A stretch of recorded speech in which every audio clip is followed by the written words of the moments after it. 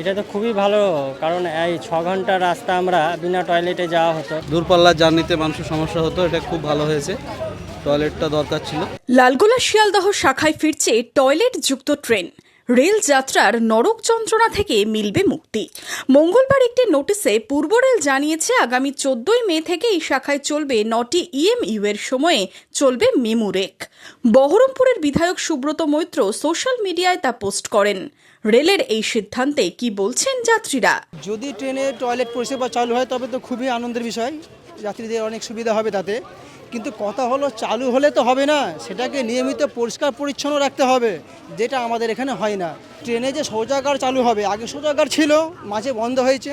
যদি দেখি পরিষ্কার পরিচ্ছন্ন থাকছে তবে খুব ভালো কথা, নচেত কোনো লাভ হবে না। এটা তো খুবই ভালো, কারণ এই 6 ঘন্টা রাস্তা আমরা বিনা টয়লেটে যাওয়া হতো। তাতে বয়স্ক নাগরিক যারা ছিল প্যাসেঞ্জার, তাদেরও খুব অসুবিধা হতো। সেটা চালু হলে আবার এটা ভালো একটা দিক, কিন্তু এই পরিষ্কার পরিচ্ছন্নের ব্যাপারটা দেখতে হবে যাতে সমস্ত কিছু ঠিকঠাক থাকে। সাধারণ মানুষের লাইফলাইন ট্রেন।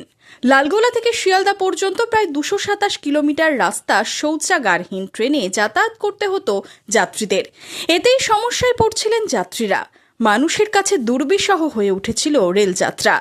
অবশেষে শৌচালয় যুক্ত মেমু রেক চালানোর সিদ্ধান্ত রেলের সিদ্ধান্ত নিয়ে কি দাবি যাত্রীদের? খুব ভালো হয়েছে। দূরপাল্লার জার্নিতে মানুষের সমস্যা হতো, এটা খুব ভালো হয়েছে। টয়লেটটা দরকার ছিল। নাগরিক যেটা যাত্রী সুবিধা, সেগুলো আরও কিছু ভালো হোক, এটা ট্রেন আরও বাড়ুক, এগুলোই চাইছি। আর ভালোই হচ্ছে, অনেক সুবিধা হচ্ছে যাত্রীদের পক্ষে, এইটুকুই বলতে হচ্ছে। এক তো হচ্ছেই যাতায়াতের ক্ষেত্রে টয়লেটটা চালু করলে জনসাধারণ সুবিধার্থে হবে যাত্রীদের ক্ষেত্রে। হ্যাঁ, যদি সব ট্রেনে টয়লেট যুক্ত হয় খুবই ভালো হবে। এটা জনগণ মানে এত রাস্তা যায়, বাথরুম পেলে অসুবিধা হয়, খুবই ভালো হয়। এটা খুব ভালো উদ্যোগ। কাল থেকেই চলবে লালগোলা শিয়ালদহ শাখায় টয়লেট যুক্ত মেমু রেক। রেলের এই সিদ্ধান্তে খুশি যাত্রীরা। Bureau report, imagine community media.